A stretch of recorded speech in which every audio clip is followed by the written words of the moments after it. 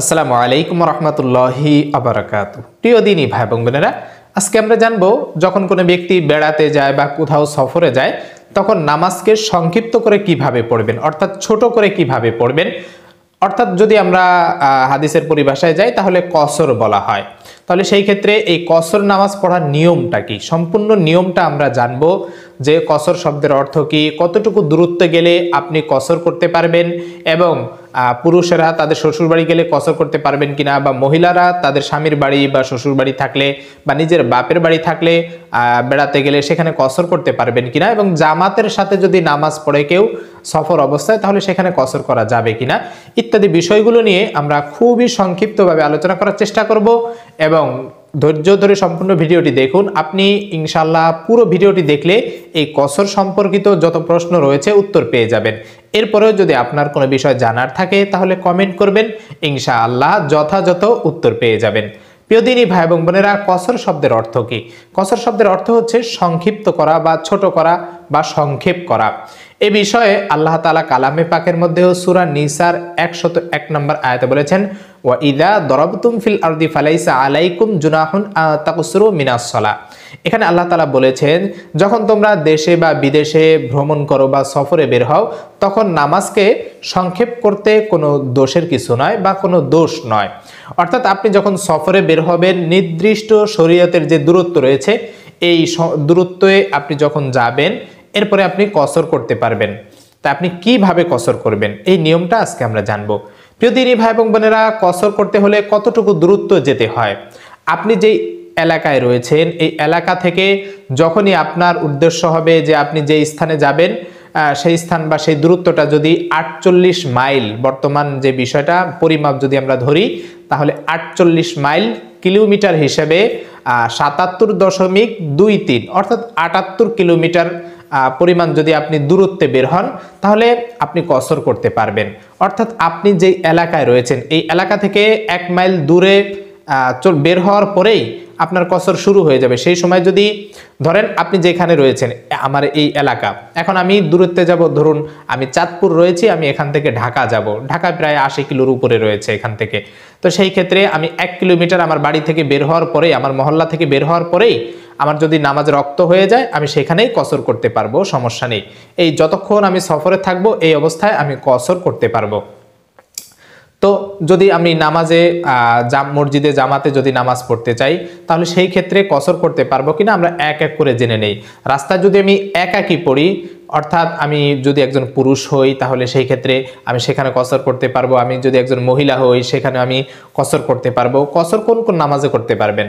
আপনি 4 রাকাত বিশিষ্ট যে ফরজ নামাজ রয়েছে, জোহর, আসর এবং এশা, এই যে ফরজ নামাজ ব্যতীত অন্য কোনো নামাজে কসর হয় না। তাই ফরজের ক্ষেত্রে জোহর, আসর এবং এশা এই 3 ওয়াক্ত নামাজে 4 রাকাত যেহেতু নামাজ, আপনি 4 রাকাতের জায়গায় 2 রাকাত পড়লে যথেষ্ট হয়ে যাবে। এবং অন্য যেই সুন্নতগুলো রয়েছে 5 ওয়াক্ত নামাজে 12 রাকাত সুন্নত, ফজরের 2 রাকাত, জোহরের 6 রাকাত, এরপরে মাগরিবের 2 রাকাত, এশারের 2 রাকাত, এই মোট 12 রাকাত যে সুন্নত রয়েছে এটা আপনি না পড়লেও চলবে, এটা পড়তে বাধ্যবাধকতা নেই। অর্থাৎ আপনি চাইলে পড়তে পারেন অথবা না পড়লেও কোনো অসুবিধা হবে না। আর এই অবস্থায় যদি আপনি কোনো মসজিদে যেয়ে পড়েন জামাতের সাথে তাহলে সেই ক্ষেত্রে আপনি ওই ফরজ 4 রাকাতই পড়তে হবে। আর ফজর এবং মাগরিবের ফজরের 2 রাকাত ফরজ, মাগরিবের 3 রাকাত ফরজ এবং বিতের 3 রাকাত, এগুলোর কোনো কসর হয় না, এগুলো আপনার সম্পূর্ণ পড়তে হবে। এরপরে আসি, আমরা জানলাম যে কসর শব্দের অর্থ সংক্ষিপ্ত করা। আমরা জানলাম যে 48 মাইল বা 78 কিলোমিটার যদি কেউ দূরত্বে বের হয় তার এলাকা থেকে 1 মাইল দূরত্বে যাওয়ার পরেই সে কসর আদায় করতে পারবে, অসুবিধা নেই। এবং জামাতের সাথে সে যদি আদায় করে তাহলে সম্পূর্ণ ফরজ নামাজটাই আদায় করবে। চাইলে সে সুন্নত পড়তেও পারে, সে চাইলে নাও পড়তে পারে, পরিত্যাগ করতে পারে, অসুবিধা নেই। এবং ফজর, মাগরিব, ফরজ নামাজ কসর করা যাবে না, বিতেরও কসর করা যাবে না, সম্পূর্ণটা পড়ে নিতে হবে। এরপরে আসি, পুরুষেরা যদি তাদের বাড়িতে যায়, নিজ বাড়িতে, অর্থাৎ ধরে নিন আমি ঢাকা কাজ করি, এখন এখানে আমি বছরের পর বছর আমি এখানে বসবাস করতেছি ফ্যামিলি নিয়ে, আমি এখানে আমার কর্মস্থল, তা আমি বাড়িতে 1 সপ্তাহ 2 সপ্তাহের জন্য বেড়াতে যাই, কিন্তু সেটা আমার নিজ বাড়ি, এটা স্থায়ী বাড়ি, সেই স্থানে যেয়ে আমি কসর করতে পারবো না। সেই স্থানে গেলে আমাকে পুরো নামাজই পড়তে হবে, একাকি পড়ি অথবা জামাতের সাথে পড়ি। হ্যাঁ, এইখানে পুরুষের জন্য একটা কথা আছে, যদি সে কোনো আত্মীয়র বাড়িতে যায়, বোনের বাড়ি, ভাইয়ের বাড়ি, বা দাদা নানা নানি দাদির বাড়ি বা শ্বশুর বাড়ি, এইরকম যদি কোনো বাড়িতে যায়, যদি দূরত্বটা এমন হয় 48 মাইল অথবা 78 কিলোমিটার যদি হয়, তাহলে সেই ক্ষেত্রে সেই স্থানে কসর করতে পারবে। এটা হচ্ছে নিয়ম। আর যদি এমন হয় যে তার নিজ বাড়ি ছিল সেখানে, কিন্তু সে জমি জমা বাড়ি গাড়ি সব বিক্রি করে দিয়েছে, হয়তো বা কোনো কারণে সেখানে কোনো একটা কাজের জন্য যায়, তাহলে সেই স্থানে সে কসর করতে পারবে, অসুবিধা নেই। এটা পুরুষের ক্ষেত্রে।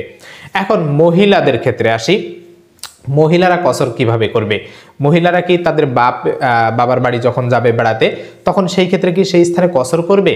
বা স্বামীর বাড়িতে যখন বেড়াতে যাবে, অর্থাৎ ধরে নিন বাসা ভাড়ায় স্বামী স্ত্রী একসাথে ঢাকা থাকে, এখন ওই স্ত্রী সে তার শ্বশুর বাড়ি রয়েছে ধরে নিন অন্য একটা জেলায়, চট্টগ্রাম ধরে নিন, আর তার স্বামীর বাড়ি হচ্ছে চট্টগ্রাম, বা শ্বশুর বাড়ি চট্টগ্রাম, বাবার বাড়ি হচ্ছে নোয়াখালী। এখন সে যদি নোয়াখালীতে যায় বা চট্টগ্রামে যায়, সে কি এই স্থানে কসর করবে? একটা জিনিস মনে রাখতে হবে, স্বামীর যে স্থায়ী ঠিকানা স্ত্রীর জন্য সেটাই গণ্য হবে। স্বামী যে স্থানে যে কসর করবে, স্ত্রীও সেই স্থানেই কসর করতে পারবে, সে তার বাড়িতে যে।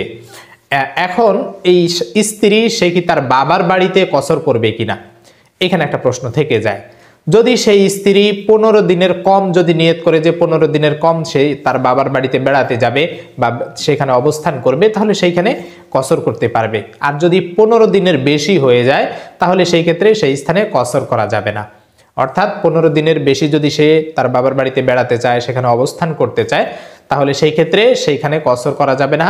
আর 15 দিনের কম যদি হয়ে যায়, তাহলে সেই ক্ষেত্রে সে সেই স্থানে কসর করবে, এবং স্বামীও তার শ্বশুর বাড়িতে গেলে সেখানে কসর করতে পারবে। তো আমরা এই বিষয়টা জানলাম যে কসরের খুবই গুরুত্বপূর্ণ বিষয়গুলো। এই জিনিসটা আমাদের মাথায় অনেক সময় থাকে না, বা আমরা দ্বিধাদ্বন্দ্বে পড়ে যাই। এখন আমরা গাড়িতে গেলে বা অন্য স্থানে গেলে যে আমরা নামাজ পড়বো, আমাদের অনেক সময় দেখা যায় যে গাড়ি থামিয়েছে, আমরা কসর করব সেই স্থানে, আমরা পুরো নামাজ পড়তেছি, অনেকে অপেক্ষা করে থাকে। আমি নিজে এমন দেখেছি যে আমার এখানে আল্লাহ তাআলা আমাকে ছাড় দিয়েছেন যে তুমি সফরে বের হলে তুমি এখানে কসর করতে পারবে। আমি জোহরের নামাজের সময় হয়ে গেছে, আমি 4 রাকাতের জায়গায় 2 রাকাত পড়ে আমি চলে আসতে পারি, আমার সুন্নতের প্রয়োজন নাই। আমার ফরজের 4 রাকাতের জায়গায় 2 রাকাত পড়লেই যথেষ্ট হয়ে যায়, 4 রাকাতের প্রয়োজন নাই। কিন্তু অনেকেই পুরোটা পড়ে এই মাসআলা না জানার কারণে। অতএব এই মাসআলাগুলো আমাদের জানার জরুরি। তাই ভিডিওটা শেয়ার করে দিবেন, যাতে আপনার মাধ্যমে অন্যরাও এই কসর সম্পর্কে ধারণা রাখতে পারে।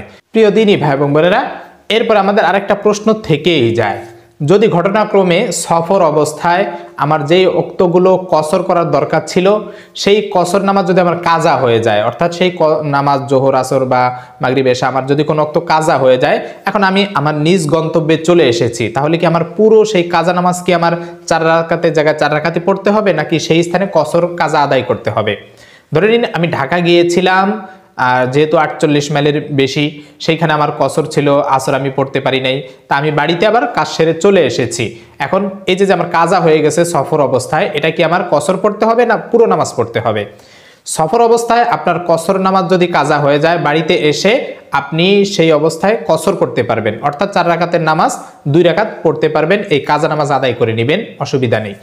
আর যদি আপনার কসর অবস্থায় আপনার বাড়িতে থাকা অবস্থায় যে নামাজ কাজা গেছে, হতে পারে জোহর বা আসরে কাজা গেছে, আপনি যদি সফর অবস্থায় সেই নামাজ আদায় করতে চান কাজা আদায়, তাহলে ওই পুরো নামাজ যে স্থানে বসে আপনার কাজাটা আদায় করা দরকার ছিল, পুরো নামাজ সেইখানে যে সফর অবস্থায় যদি আদায় করেন, তাহলে পুরো নামাজে আদায় করতে হবে।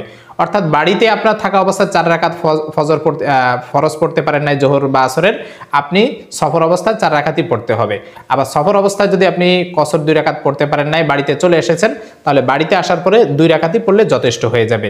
এখানে কিন্তু এই বিষয়টা জানা জরুরি। তো এই কসর অবস্থায় যেই মাসআলাগুলো আমরা জানলাম, নামাজ কিভাবে পড়তে হবে, আপনার এরপরেও যদি কোনো জানার কিছু থাকে আপনি প্রশ্ন করবেন, কমেন্ট করবেন, ইনশাআল্লাহ আমি যথাযথ উত্তর দেওয়ার চেষ্টা করব। আল্লাহ তাআলা আমাদের সকলকে এই মাসআলাগুলো সঠিকভাবে জেনে আমল করার তৌফিক দান করুন। আমিন ওয়া আখিরু দাওয়ানা আনিল হামদুলিল্লাহি রাব্বিল আলামিন। আসসালামু আলাইকুম ওয়া রাহমাতুল্লাহি ওয়া বারাকাতুহু।